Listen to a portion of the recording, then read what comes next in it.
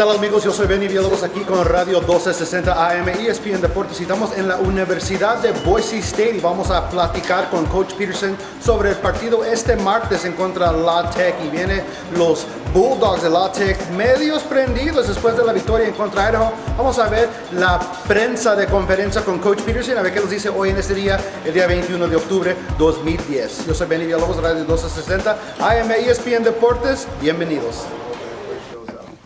When we talked on Saturday night, we talked about you guys handling different environments. I guess it's just yet another different atmosphere. I guess for you. And you've been impressed with the way the guys responded. And I guess this is just another one for you. Yeah, and hopefully if everybody shows up and it's the same old Bronco Stadium, it'll be great. Our guys won't know it's Tuesday. They'll think it's Saturday, and away we go. You say if everybody shows up, don't you expect them to be here? Yeah, but is this the first Tuesday we've ever played on? I don't know if think we played so. on the Tuesday It's the before, first so Tuesday. I think this probably completes the whole cycle. So we'll see. They've always answered, and we're hoping that they do again. Did you give players time off this week? How did you They run had the 2 schedule? days off. We practiced hard, very hard yesterday. We get today off, and then we're back at it. When you look at Louisiana Tech, the last 2 weeks, they look pretty impressive. What have they done the last 2 weeks that they did not do earlier in the season? Yeah, I think when you have a new system, it may take a minute for everybody to get on the same page and figure it out. And certainly when you're no huddle and going fast, it takes a minute to get into the rhythm there. And I think the quarterback's starting to play how they want him to play. And like we always say, it's usually not any one thing. It's a combination of things. But those are the things that I think that we would probably think that they're starting to gel a little bit better because of those things. How different are they, if at all? In terms of with a new coach and a new scheme? well, they're much different on offense, completely different. I mean, those guys were, kind of a traditional. There were some two backs. They were in the shotgun and some spread stuff last year, but it's much of it. This is all spread, big, a lot of big splits, no huddle, going fast. They were no huddle in the past, but they weren't going really, really fast. And so it's quite a bit different. It's different in terms of we haven't really seen this style ourselves. Bits and pieces of it, but not this complete style. When you go against a team that makes a point of going as fast as they go, do you have to break out a TV copy to get a feel for how fast they're going? Because you can't see that on the game film, right? Yeah, we need to somehow figure out how to practice like that. The TV copy, they'll understand it when we tell them that. They can, whether we tell them to break a TV copy, the whole trick is just to be able to simulate some of that in practice, which is hard to do. So we'll see. With as many guys as you like to shuffle in and shuffle out, does that create a challenge? Yeah, and it does, and we'll have to, be able to really be on top of things to be able to get that done. And one of the reasons they do that, so you can't substitute and rotate guys. You look at you mentioned their ability to throw the ball. In the last game against Idaho, it just seems like it was just when Coach Dice this summer was talking about his system. It seems like you mentioned it really feels like it's getting in place. What have you seen out of the quarterback? And I know you've seen him before, but it just seems like last week was just really a kind of a showcase of what that offense can do. Yeah, I think he's a good player. I mean, we've seen him up close and personal, and he's athletic and he can throw, and so now he's getting dialed into their system and how they want him to operate it and to run their show. We've already seen that he's a good player in the past, and he's got a lot of experience, and so he's probably adjusting faster than most guys that are brand new because he's seen a lot of things. He's seen a lot of defenses. He's had a lot of these concepts, although they're probably calling them different things in their playbook, and so it just takes a while to digest all that stuff, and that's what I think's happening. It only take a season as opposed to just a couple games for most teams. It just seems like when teams do transition like that, it takes a little bit longer. But I don't think it should take a season. If it takes a season, coaches are going to be really disappointed. And so, you get spring ball, you get fall camp, and then you play for real, and then it takes some of that time, and you can see that they're starting to hit their stride.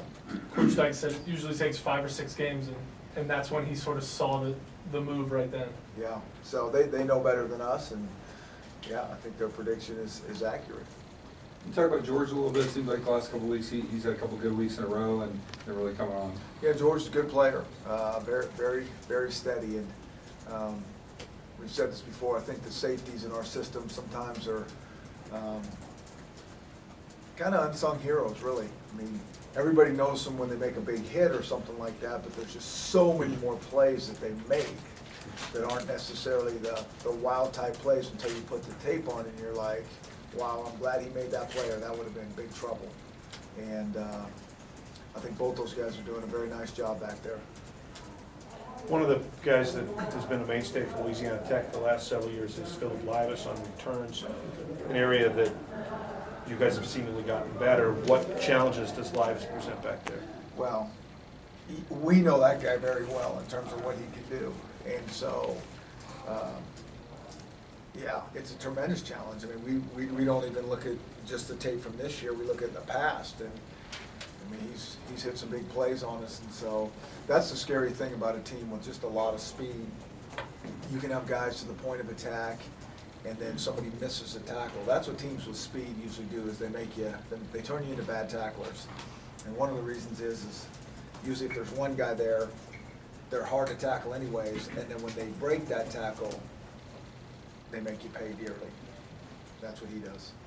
With Kyle gone, that kind of leadership void in the secondary back there, has it been filled to the point at which you feel confident in? Has somebody picked up the slack after Kyle's left now? And how long did that take? Yeah, I think, just the way we do things around here, that Kyle was a tremendous leader for us. But like we've said in the past, we got a lot of leaders on this team. We had a lot of leaders in last year and the year before as well. And Richie and Kyle both really exemplified the things that we're all about and paid some hard dues. And so we made those guys the captains, but there were still a lot of leaders. And, Brandon Thompson, Jerron Johnson played a lot of football back there. And so I think those guys were perfectly ready and willing to pick up the torch and make sure. And not only just those guys, everybody else kind of falls in line and knows how it goes. But a lot of that's set by the examples that guys like Kyle had done in the past for us. Was there a moment there where it kind of clicked, where you saw it click, or did you see it from the get-go?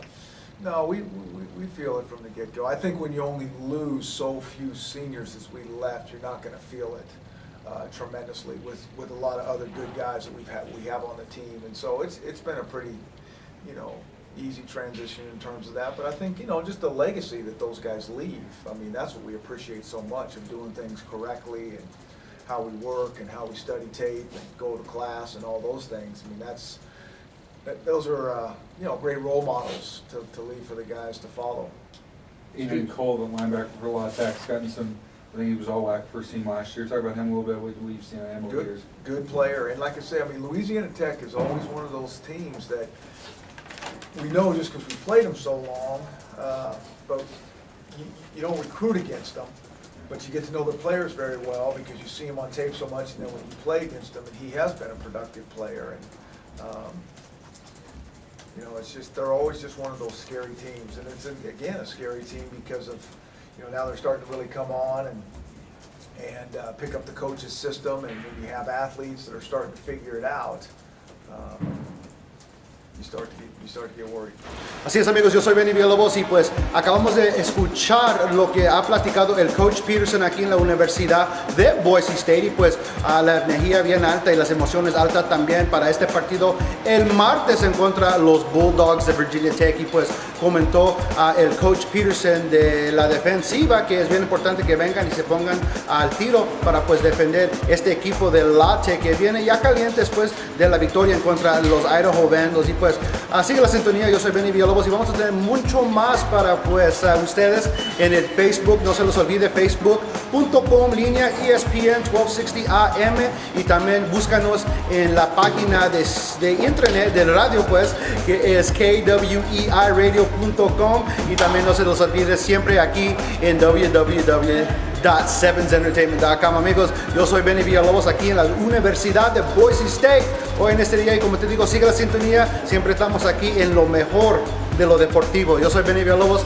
hasta la próxima vez, mis amigos.